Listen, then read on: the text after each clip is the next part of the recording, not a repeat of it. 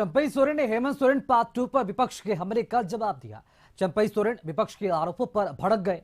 उन्होंने कहा कि योजनाओं का जो खाका खींचा है हम उसे आगे बढ़ाएंगे, इसलिए हमने पार्ट 2 कहा है।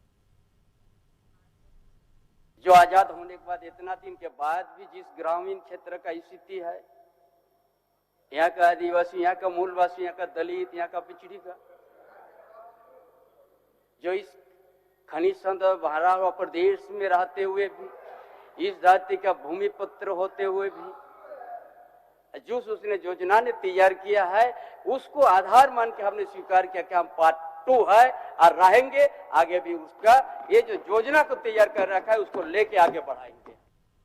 और इसी खबर पर अधिक बातचीत करने के लिए रांची से संवाददाता हमारे साथ संतोष लाइव जुड़ चुके हैं विधानसभा परिसर से।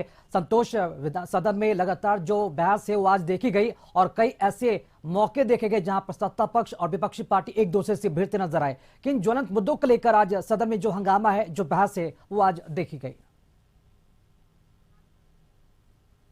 देखिए, जो पहला मुद्दा था कि अमर बावरी जो गिरफ्तारी को मुद्दों को हेमंत सोरेन की गिरफ्तारी को लेकर दीपिका पांडे ने जो बयान दिया उसको लेकर दोनों आमने सामने हो गए। बेल तक विधायक, सभी बीजेपी के विधायक, चाहे वो मनीष जायसवाल की बात करे, चाहे अनंत ओझा की बात करे, चाहे बिरेंची नारायण, सभी बेल में आ गए। अध्यक्ष समझा बुझा के फिर उन्होंने सीट पर बैठने को कहा।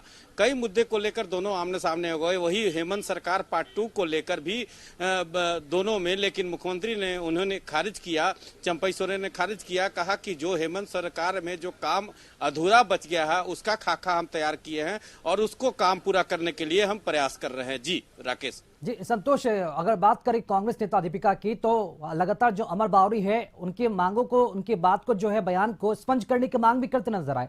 तो क्या लगता है कि इस तरह का क्या अमर्यादित शब्दों का इस्तेमाल किया गया है और क्या दीपिका जी को लगता है कि उन्होंने कुछ गलत बयानबाजी की है, उसके लिए उन्हें माफी मांगने की आवश्यकता है सदन में? देखिए, अध्यक्ष की तरफ से कहा गया कि ठीक है, उस बात को हम देखेंगे और जो जरूरत होगी तो उसको पंच कराया जाएगा।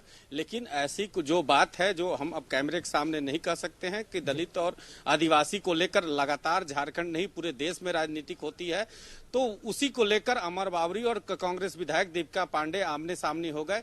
इसी में फिर अध्यक्ष के हस्तक्षेप के बाद मामला सदन में शांत करा दिया गया। जी राकेश। चलिए, शुक्रिया संतोष खबर पर जानकारी देने के लिए आपका। चलिए खबरों में अब आगे बढ़ेंगे। बीजेपी विधायक भानु प्रताप शाही ने यह दावा किया है कि झारखंड में मंत्रिमंडल विस्तार के साथ ही अंदरूनी कलह भी अब सतह पर आ जाएगी।